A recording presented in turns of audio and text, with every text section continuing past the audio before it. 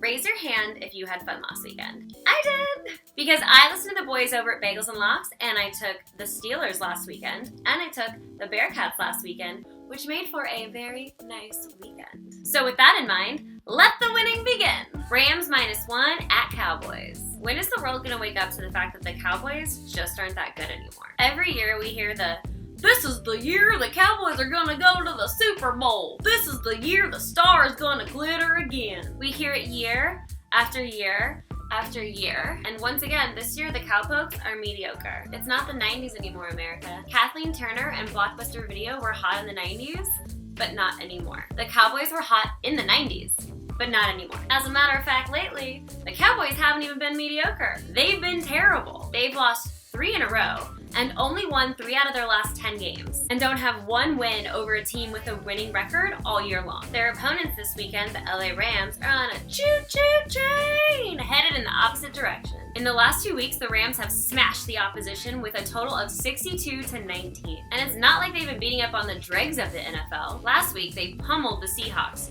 who were riding a 5-game winning streak. The Rams team that made it to the Super Bowl last year are back in business. I don't have a clue why the line is only 1.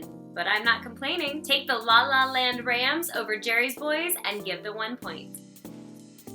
Texas at Titans -2. Growing up, we had this family down the street, the Kenners. Well, the Kenners were absolutely nuts. Every time you walked by their place, you would hear yelling, kicking, screaming, crying, and the sound of things breaking. I wouldn't say that this is all Mr. Kenner's fault, but I would say that about 75% of it was Mr. Kenner going absolutely nuts. All of a sudden, for like a month, the Kenner's house is quiet as hell. So one day I see Alice Kenner at school and we start talking. And she tells me that Mr. Kenner ran off with the assistant manager of Kroger. Ugh!